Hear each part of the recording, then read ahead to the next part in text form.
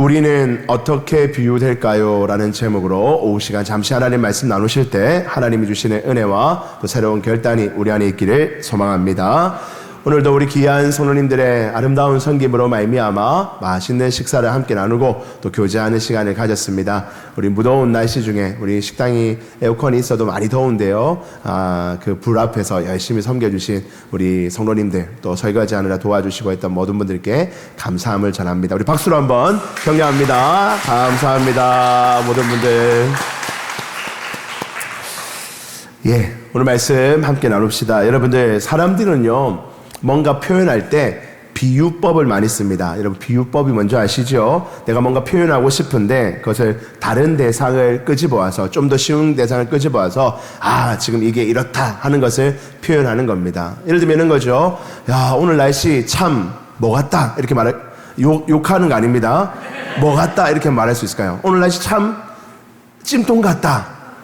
진짜 찜통이 들어가면 죽잖아요. 찜통은 아닙니다. 그러나 날씨가 그만큼 뭐 같다고요? 찜통같이 덥다. 그런 할 때 그게 딱 비유죠. 찜통은 아니지만 찜통 같다 이 말 안에서 오늘 날씨 진짜 덥네 이렇게 표현하는 거잖아요. 그죠? 여러분 우리 예수님을 믿는 우리들 세상 사람들 우리를 예수쟁이라고 말하죠. 나쁜 말도 아닙니다. 무슨 쟁이라는 것은 전문가를 말하는 거니까 예수 전문가 우리 맞잖아요. 예수쟁이 맞습니다. 우리 예수쟁이들을 향해서 세상 사람들이 뭐라고 비유할까요? 한번 그림 한번 화면 보여주시면 예수쟁이들은 참 뭐뭐뭐뭐 같다. 뭐 세 글자도 되고 두 글자도 되고 여러분들이 들어본 말 있습니까? 우리 예수쟁이를 향해서 뭐라고 비유하던가요, 사람들이? 저는 뭐 예수쟁이 참 천사 같다. 저 보면서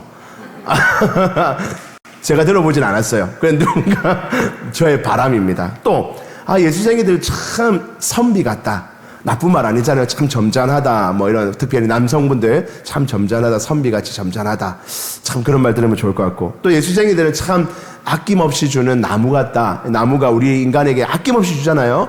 예수쟁이들이 이웃들과 주변 사람들에게 아낌없이 주는 나무 같다. 뭐 이런 얘기 들으면 참 좋을 것 같아요. 이건 좋은 얘기입니다. 좋은 얘기. 여러분들도 그런 얘기 들어본 적 있습니까? 옆에 있는 분들에게 이렇게 하시죠. 당신은 참 천사 같아요. 시작. 당신은 참 천사 같아요. 그래 비유하시는 거예요. 참 천사 같습니다. 우리 장로님들을 뵈면 참 천사같이 어찌 저렇게 멋지고 좋으신 장로님들을 주시고 우리 권사님 집사님들 참 천사같이 너무 좋으세요. 이런 말을 서로 하면 좋겠고요. 근데 나쁜 비유들도 있어요. 예수쟁이들 참 얌생이 같아. 얌생이가 저는 잘 뭔지도 모릅니다. 근데 많이 하더라고요. 지밖에 모르는 얌생이들, 예수쟁이들, 얌생이들 같아. 또 예수쟁이들 양의 탈을 쓴 늑대 같아. 그런 말 들으면 얼마나 기분 나쁘겠어요. 여러분 그런데 뭐 인터넷 같은 데 가보면요 이 정도는 그냥 약과입니다. 약과. 양의 탈을 쓴 늑대 같아요 이렇게 써주면 그래 반성해야지 이런 마음이 들지만 그렇게 안 써놓고요 막 예수쟁이들은 뭐 같아 막 얼마나 많이 쓰는지 몰라요. 예수쟁이들의 말하는 거 보면 목사들 말하는 거 보면 뱀의 혀 같아. 무슨 뜻일까요? 뱀의 혀가 뭔데? 그러니까 막 말은 잘하는데 막 실천은 안 해. 막 그런 뜻도 되겠고 하여튼 예수쟁이들을 향한 나쁜 비유들도 우리 주변에 많이 있는 것을 봅니다. 여러분 사람만 이렇게 쓰는 게 아니고요. 오늘 보니까 하나님도요 우리 그리스도인들을 향해서 특별히 이스라엘 백성들을 향해서 비유로 말씀을 했어요. 지금 너희들의 상태가 뭐 같아? 이런 거 같아? 하고 비유로 말씀하시면서 우리들이 우리의 상태들을 깨닫게 하도록 하나님이 오늘 본문에 세 가지 비유를 들어놓으셨어요. 그 당시 이스라엘 백성들을 향해서 지금 너희 이스라엘 백성들은 뭐뭐뭐 같아 라고 세 가지를 말해주시는데요. 우리에게 한번 비추어 봅시다. 첫 번째입니다. 8절로 가보시죠. 8절 같이 한번 읽어봅니다. 시작. 에브라임이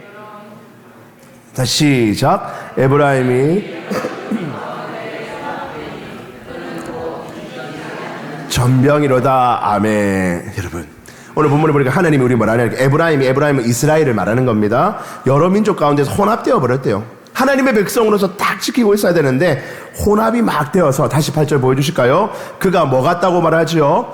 뒤집지 않은 전병. 우리는 뭐 전병을 많이 먹진 않지만 우리로 치면 무슨 그냥 빈대떡, 뭐 호떡, 뭐 그런 게 전병과 비슷한 거죠. 그냥 이렇게 딱 구워 먹는 거. 여러분 뒤집지 않은 전병 같다. 이게 무슨 비유일까요? 이게 하나님 하신 말씀이요. 다른 사람이 한 게 아니라 너희가 보니까 뒤집지 않는 전병 같아. 이게 무슨 말일까요? 권사님 위에가 뭐라고요? 언제 그런 것도 맞을 거고. 이게 뭐냐면 이런 겁니다. 저도 한 번씩 뒤에 집에 가면 이렇게 저는 전을 좋아해서 자주 구워 먹거든요. 오늘 내가 구울게요, 여보. 아이들 기다려봐라, 전 구울게. 근데 이제 전을 탁 이게 올려놓고 딱 굽는데, 근데 TV에 제가 야구를 좋아하니까, 야구를만 하고 있으면, 이게 굽고 있는지 전혀 관심이 없어. 야구를 계속 봐요. 근데 뭐 아직까지 괜찮겠어. 그럼 또 봐. 한참 보다 보면 탄내가 살살 나죠. 보면 턱 뒤집으면 어떻게 돼 있죠? 밑에가 다 타 있어. 그럼 이제 온 아이들고 아내고 다 더하게 와서 TV 보다 그랬다고 또 막 뭐라 합니다, 그죠? 무슨 말입니까? 뒤집지 않은 전병이라는 것은 겉을 위에를 보면 이제 조금 익은 것 같아 하고 먹을만해, 잘 돼 있네 라고 보이지만 실제는 뭐라고 밑에는 다 타버려서 아무 쓸모없는 존재가 되어버렸다. 다 타버렸다. 이런 뜻이 바로 뒤집지 않은 전병이라는 비유의 말씀이에요. 하나님께서 이스라엘 백성들을 보니까 너희가 겉으로 볼 때는 하나님 앞에 제사도 드리고 예물도 가져오고 하는 거 보니까 깨끗한 것 같아. 나름대로 예배자로서 잘 서 있는 것 같지만 속모습을 보니까, 네 밑에 모습을 보니까, 감춰진 모습을 보니까, 딱 뒤집어 놓고 보니까 너희가 새까맣게 타버려서 먹을 수도 없고 쓸모도 없는 존재가 되어버렸다라고 질책하고 계신 것입니다. 이스라엘 백성들에게 이렇게 질책하시죠. 하나님이 우리에게도 하시는 말씀입니다. 너희가 지금 너희의 모습이 겉으로 볼 때는, 목사님이 볼 때는, 교회 성도님들이 볼 때는, 그냥 주변에서 볼 때는 참 괜찮은 사람 같이 보이지만 너의 진심한 마음, 그 밑에 있는 숨겨진 마음이 정말로 하나님 앞에서 바른 모습으로, 정결한 모습으로 서 있는지를 돌아보라는 것입니다. 그러면서 9절에서 설명을 좀 더 붙이십니다. 9절, 이방인들의 그의 힘을 삼켰으나, 이방인들이 와서 이스라엘을 다 삼켜 먹었는데 정작 이스라엘은 뭐를 못한다고요? 알지 못한대요. 지금 내가 어떤 상태인지를 알지 못하는 거예요. 백발이 무성할지라도, 지금 벌써 백발이 무성하다는 거는 우리로 표현, 나쁜 표현은 아니지만 여기서 비유로 말하면 이미 벌써 힘을 잃은 청년의 때가 끝이 난 노인이 돼버린 그런 뜻입니다. 알지 못했다. 지금 벌써 다 늙어버려서 힘이 다 빠졌는데도 알지 못한다. 지금 너희들의 상태를 알지 못한다는 거예요. 마치 위에 부분은 맛있게 익은 것처럼 보이지만 밑에는 새까맣게 탄 것을 스스로도 알지 못하고 있다는 겁니다. 그래서 마치 잘난 것처럼, 잘하고 있는 것처럼, 아무 문제 없는 것처럼 그렇게 보여지고만 있다는 것이죠.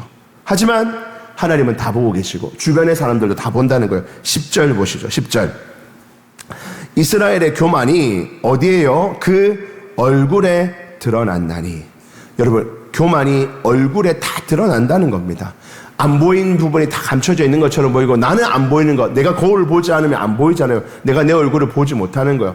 그런데 다른 사람은 다 본다는 거예요. 하나님도 다 보고 계시고 다른 사람은 이미 내 얼굴을 다 보고 있다는 겁니다. 그만큼 내 얼굴이 어떤 상태인지, 어떤 악한 마음이 있는지, 어떤 삶을 살아가고 있는지를 다 알고 있다는 것입니다. 이것이 이스라엘을 향한 하나님의 첫 번째 비유였습니다. 뒤집지 않은 전병같이 지금 너희들이 겉만 번지를 하지 않은 다 썩어 있구나, 타버렸구나 하는 비유였습니다.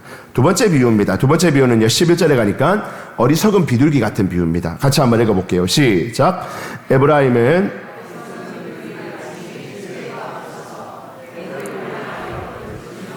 아수르로 가는도다. 아멘. 여러분, 여기 어리석은 비둘기 같이, 이것도 비유잖아요, 비유. 어리석은 비둘기 같다는 게 무슨 말일까요? 비둘기는요, 사실은 성경에 보면 다양하게 쓰여집니다. 비둘기는 성령의 임재를 표현할 때도 비둘기를 표현했기 때문에 비둘기 하면 성경에서 사실 좋은 이미지입니다. 그런데 여기 본문에 보니까 어리석은 비둘기라고 표현해 놓은 것은 어디로 갈 바를 모른다는 거예요.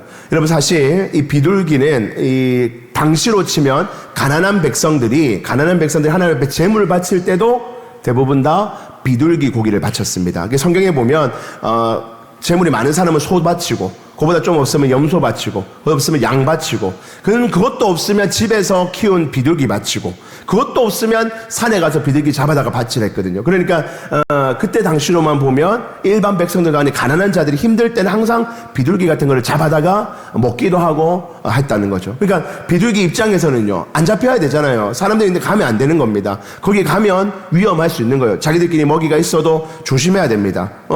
미끼가 될 수 있잖아요.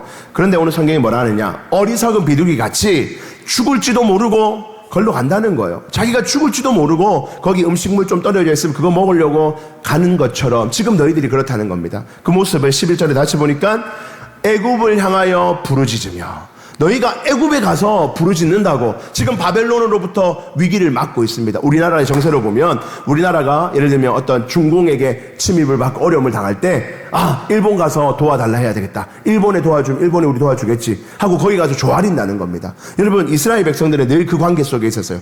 아주 작은 나라였기 때문에 오른쪽에 강한 바벨론 같은 나라가 치러오면 오랫동안 교제를 해왔던 애굽 같은 큰형님 같은 나라에 가가지고 우리 좀 도와주세요. 당신 아니면 우리 죽습니다 하고 늘 도와달라 했다는 거죠. 지금 하나님이 이스라엘 백성을 볼 때 하나님 앞에 와가지고 엎드리고 하나님 앞에 회개하고 하나님의 도우심을 구해야 될 너희들이 어리석은 비둘기같이 되어서 때로는 애굽에 가서 빌기도 하고 때로는 앗수르 가서 빌기도 하고 거기 가서 머리를 조아리고 거기서 도움을 구하고 있으니 너희가 지금 어리석은 비둘기 같다라고 하나님이 말씀하시는 겁니다. 사랑하는 성도 여러분, 혹시 우리도 그렇지 않습니까? 우리의 인생에 문제가 생기고 어려움이 있습니다. 여러분들 가정 안에, 부부 간에, 또 부모와 형제 간에, 또 자녀들 안에 이런저런 어려움이 생길 때, 또 직장에서 우리에게, 저에게도 말하지 못하는 여러 어려움과 난관들을 만날 때 여러분 어디 가서 엎드리십니까? 어디 가서 머리를 조아리시나요? 어디 가서 지혜를 구하십니까? 어리석은 비둘기 같이 세상의 것들에, 세상의 방법들에 머리를 조아리며 거기서 방법을 찾고 돌아다닌다면 하나님께서 말씀하실 겁니다. 이 어리석은 비둘기 같은 자들이여, 어디 가서 엎드려 있냐? 어디 가서 부르짖고 있냐? 어디 가서 도움을 구하냐? 나에게 와서 구할 줄 모르고 나에게 와서 지혜를 찾을 줄 모르는 너희들이 참 어리석은 비둘기 같다라고 말씀하시는 것입니다. 그래서 12절에 말씀하십니다. 그들이 갈 때, 거기 앗수르로 가고 애굽으로 갈 때 내가 나의 그물을 그 위에 쳐서, 하나님이 그 가는 길에 그물을 딱 쳐가지고 공중에서처럼 떨어뜨려 버리고 징계하겠다라고 말씀하십니다. 너희가 다른 데 가서 그렇게 도움 구하는 거, 그 아무 도움이 안 되도록 내가 다 막아버리겠다라고 말씀하십니다. 13절 14절에 화 있을진저 그들이 나를 떠나 하나님을 떠나서 그릇 같습니다. 잘못된 대로 갔다는 겁니다.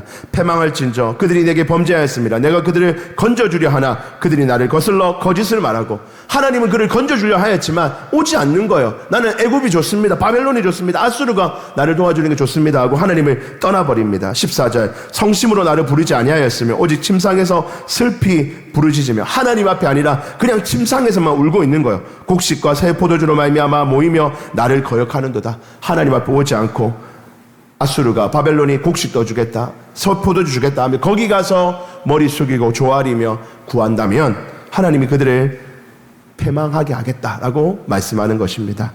우리는 어떻습니까? 우리는 어리석은 비둘기같이 하나님 아닌 다른 것에 우리 마음을 빼앗기고 하나님 아닌 다른 것에 도움을 구하고 정말로 힘들고 어려울 때 하나님이 우리의 도움이 되신다는 사실을 입술로 고백하고 찬양으로만 고백하지 진심으로 하나님을 찾지 않고 있다면 오늘 하나님 우리에게 어리석은 비둘기 같다라고 말씀하실 것입니다. 세 번째 비유입니다. 우리 세 번째 비유 15절 16절입니다. 우리 같이 한번 읽어보겠습니다. 15, 16절 시작. 내가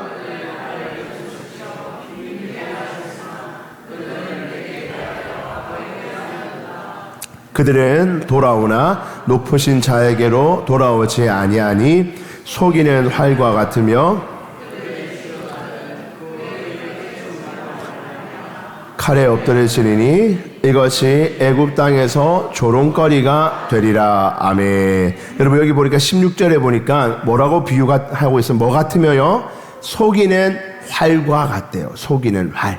여러분 이 속이는 활 할 때 이 속인다는 말은요, 우리말로 속이는이라고 번역은 해나왔는데요, 원본을 보면 정확하게는 사실은 구부러진 이라는 의미입니다. 구부러진. 그러니까 활을 쏘는데 구부러져 있는 거예요. 지금 우리 올림픽 하니까 이제 막 우리나라가 잘하는 양궁이 이제 막 하고 있잖아요. 금메달 뭐 많이 딸 기대를 하고 저도 보고 있습니다. 저는 막 너무 그런 거 보는 거 좋아하는데 이제 기대가 되는데요. 근데 출전을 했어요.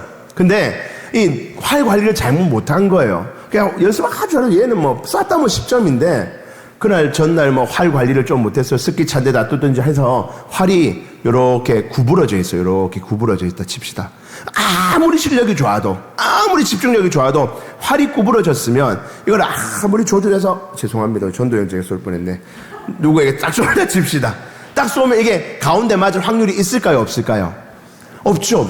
이게 여러분 성경에 보니까요, 우리의 죄라는 말의 단어가 여러 가지 말입니다. 죄라는 단어를 헬라어든 히브리어든 여러 가지 표현들이 있어요. 죄라는 단어가 여러 가지 있는데 그 죄라는 단어 중에 가장 많이 나오는 것 중에 하나가 뭐냐면 이 관역을 빗맞다 이런 개념이 있습니다. 죄는 뭐냐? 우리가 짓는 죄는 여러 가지로 말할 수 있지만 우리가 뭔가를 향해서 목적을 향해서 쫙 달려가야 되는데 예배면 예배를 향해서 쫙 달려가고 사랑하면 사랑을 향해서 쫙 달려가고 부부관계는 부부관계를 위해서 바른 길로 쫙 가야 되는데 죄는 뭐냐? 본래 가야 될 길로 아니오고 벗어나서 다른 데로 가서 다른 관역을 딱 맞추는 것이 죄다라고 성경이 설명합니다. 여러분, 죄가 왜 생깁니까? 구부러진 활 때문에 생긴다는 거예요. 우리가 바른 길로 쭉 가고 선한 길로 가고 우리의 목적지를 향해서 바른 모습으로 나아가야 되는데 구부러진 활을 가지고 계속해서 쏘니 자꾸 딴 데 맞는 거예요. 자꾸 딴 데 맞아서 본래 있어야 될 자리 안 있고 본래 할 말 안 하고 본래 가져야 될 마음가짐 안 가지고 다른 생각, 다른 마음, 다른 장소, 다른 행동하며 살아가는 것이 바로 죄다라고 성경이 말하는데 오늘 하나님께서 이스라엘 백성들 향해서 뭐랍니까? 너희가 구부러진 활이라는 거예요. 그 구부러진 활 갖고는 너희가 무엇을 하든지 안 된다는 겁니다. 구부러진 활 갖고 아무리 준비 잘하고 전쟁하려 해도 아무 의미가 없다는 겁니다. 무슨 말씀입니까? 우리가 하나님 앞에서 구부러진 활처럼 죄 가운데 빠져 있으며 자꾸 다른 길로 나아가고 악한 길로 나아간다면 너희가 어떤 모습을 하든 그것 가지고 선한 결과를 만들 수가 없다는 겁니다. 즉 죄에서 돌이켜야 한다는 거죠. 우리에게 주어진 삶의 환경에서 우리에게 주어진 그 삶의 형편에서 나에게 주어진 삶에서 최선을 다하여 바른 길로 하나님이 원하시는 길로 나아가도록 하나님이 명령하시는데 그 길에서 벗어난다는 겁니다. 여러분들 삶에서 중요한 것들이 무엇입니까? 첫 번째는 가정생활입니다. 여러분들 부부로서 종교를 지키고 서로 깊이 사랑하고 서로에게 힘이 되어주는 것, 그것이 바른 부부의 관계인데 그 길에서 벗어나도 자꾸 딴 데를 맞추는 거예요. 부모와 자녀가의 관계에서 부모는 자녀를 사랑하고 바르게 인도하며 기도해주고 믿음을 전수해주는 것이 우리의 사명일지인데 거기서 벗어나서 세상의 욕심대로 자녀를 키우고 세상 것들로 만들어가는 겁니다.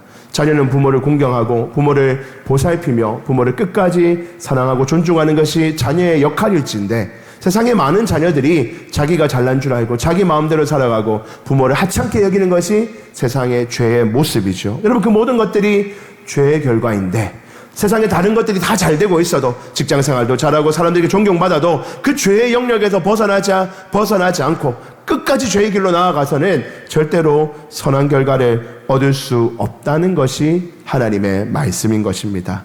사랑하는 성도 여러분, 오늘 하나님은 세 가지 비유를 통해서 이스라엘을 지적하십니다. 그것이 곧 우리를 향한 지적이죠. 첫 번째가 뒤집어지지 않은 전병입니다. 보여지는 쪽만 번지르한 거죠. 사실 속은 까맣게 탔다는 겁니다. 어리석은 비둘기라는 거예요. 하나님에게 집중하지 아니하고 세상의 것들에게 마음에 빼앗겨 거기 가서 머리를 조아리고 거기서 희망과 소망을 발견하려 하는 그 어리석은 비둘기 같다라고 말씀하십니다. 또한 속이는 활, 구부러진 활이라고 합니다. 자꾸 바른 길에 서 있지 아니하고 죄악된 길에 서 있는 우리를 지적하고 계십니다. 여러분, 우리에게는 이 비유가 혹시 적절한가요? 여러분들은 뒤집어지지 않은 전병, 어리석은 비둘기, 속이는 활처럼 지금 살아가고 있지는 않으십니까?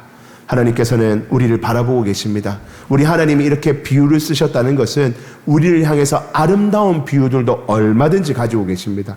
여러분들이 하나님 앞에 어떤 비유로 서 있기를 원하십니까? 하나님이 여러분들을 보며 하나님의 말씀을 하실 때 내 사랑하는 부국광명교회 사랑하는 성도들은 이런 존재다 비유하실 때 오늘 말씀과 같은 그런 악한 비유가 아니라 아름답고 선하며 기뻐하실 만한 아름다운 비유로 여러분들을 표현할 수 있게 되기를 주의 이름으로 축복합니다. 우리가 하나님 앞에 더욱더 바로 서 있고 하나님의 마음을 알아가고 하나님을 기뻐하시는 삶으로 결단한다면 여러분들은 세상 속에서도 저 집사님 보니까 저분 보니까 우리 직장 다니는 저 사람 보니까 예수쟁이는 참 이런 사람이야 하고 좋은 비유들을 여러분들을 통해서 많이 들려지게 되기를 주의 이름으로 축복합니다. 찬양 드리겠습니다. 우리 소원이라는 찬양 한번 불러봅시다. 우리 어른들은 잘 모르실 수 있지만 제가 한번 불러볼 때 찬양의 가사가 참 좋습니다. 우리 그리스도인들이 세상 사람들에게 좋은 비유를 들으려면 이 가사처럼 살면 참 좋습니다. 제가 한번 불러볼 때 여러분이 가사를 생각하시면서 나도 이렇게 살아서 내 이웃들에게, 내가 만나는 직장 동료, 우리 옆집 사는 사람, 우리 주변에 내가 만나는 사람들에게 아, 예수쟁이 당신 때문에 이런 사람인 것 같아. 그 사람들에게 그런 좋은 예수쟁이의 비유를 만들어낼 수 있게 되기를 소망합니다. 우리 한번 찬양하겠습니다.